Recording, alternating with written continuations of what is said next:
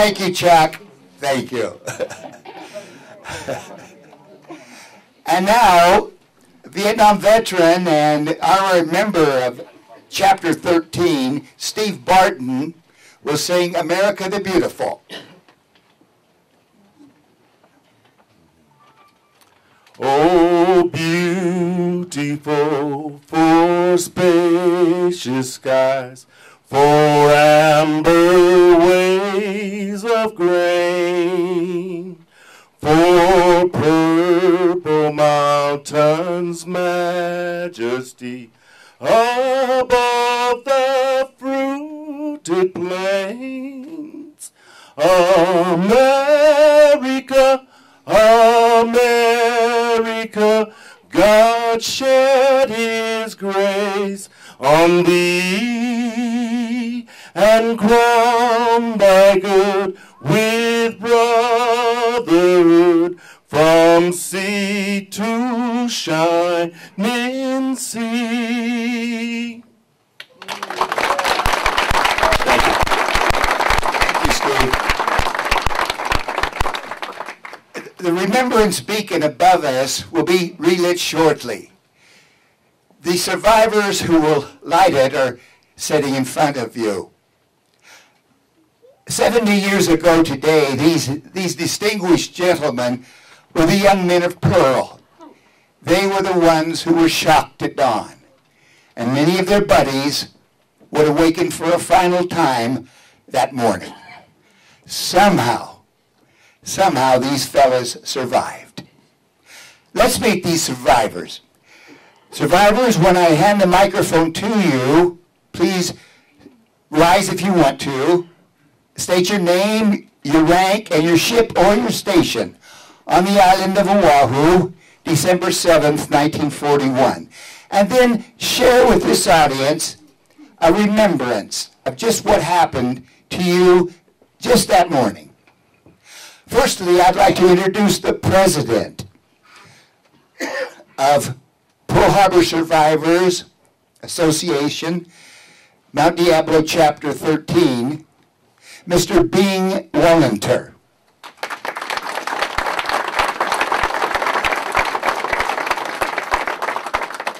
Aloha. Aloha.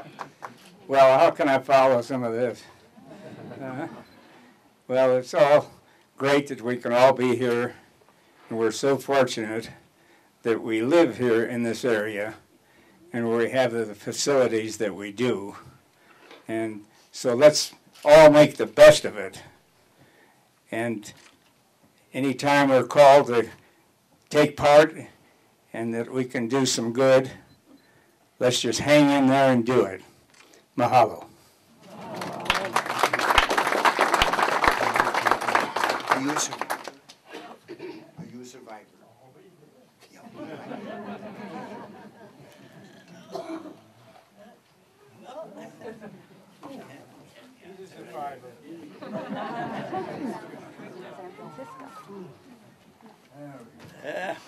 I'm Bill Hamilton, and I was aboard the USS San Francisco on the 7th of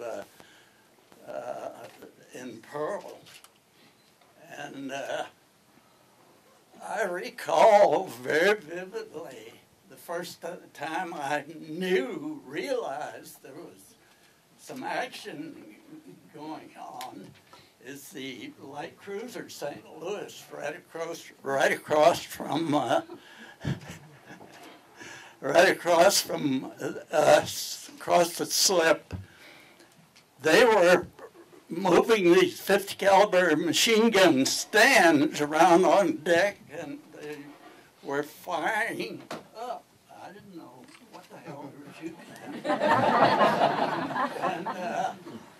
But after I looked up, I saw a formation of aircraft up there. And these guys on St. Louis were meaning business, so I knew something had to be going on. And, oh, yeah. Hold it for me, sir. Sir, hold it for me. Just hold it for me. There you go, Ron. Go ahead and talk. Oh, okay. Okay. Yeah, much better.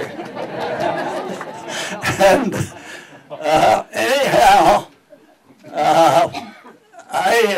if I had those jet aircraft, torpedo bombers were coming so close over our fantail that if I had had a rock, I could have hit them. And one thing that you don't hear much of ever is that night. It was all about 8 o'clock at night, black out there.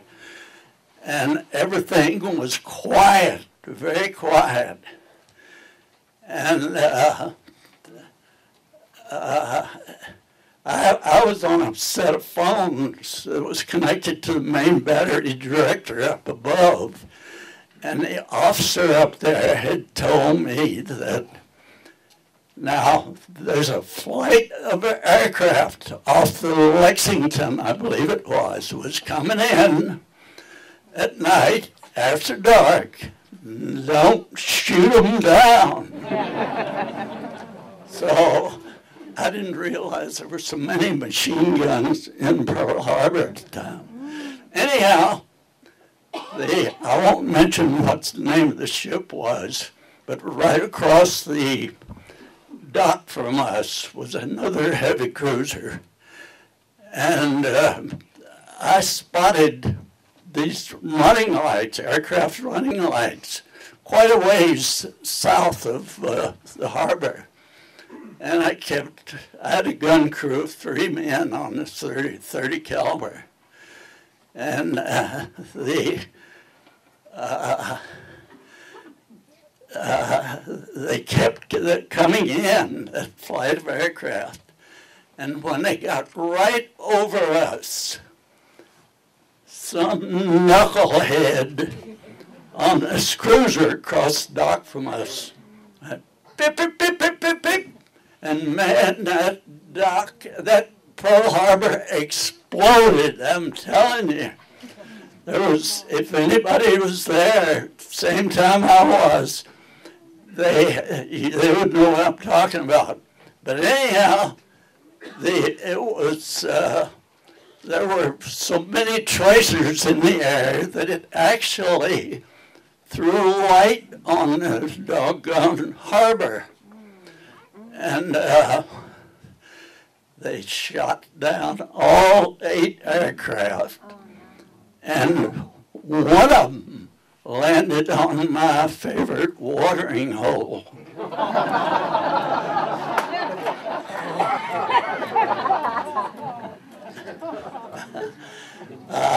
Anyhow, we were in the Navy Yard for overhaul, but within 3 days we had all the guns back on the ship, the anti-aircraft guns, and the engine room got their stuff together, and we took off for Wake Island. But Wake had been captured by the Japanese in the meantime, and of course, the aircraft we sent in and got shot down also. But anyhow,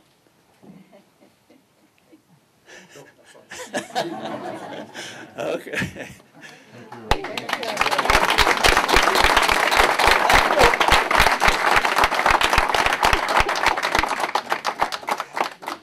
Because of time, and there's quite a few of you, just keep it short on that morning.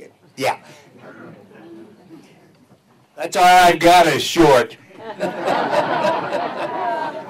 I was a third-class petty officer as of about 2 months for time, and I was a personnel officer at the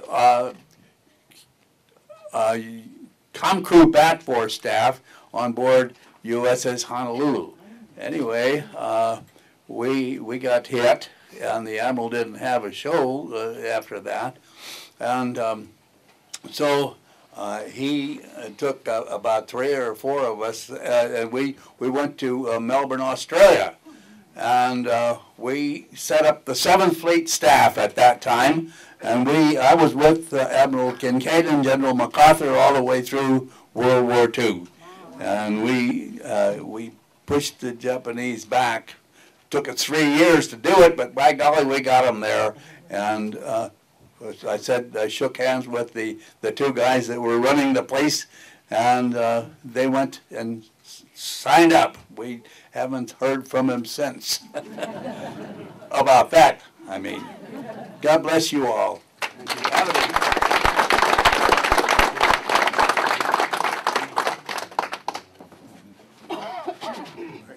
You're welcome.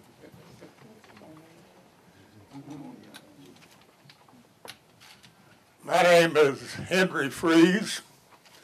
I was aboard the USS Detroit at Pearl Harbor, tied up at at Fort Island on December 7th. And Chuck talks about that bomb that hit Fort Island. Well, I'm fortunate enough, I seen that bomb leave the plane. Me and a friend of mine was standing by the catapult on the cruiser I was on, figuring what we was going to do ashore that day. And we seen the planes come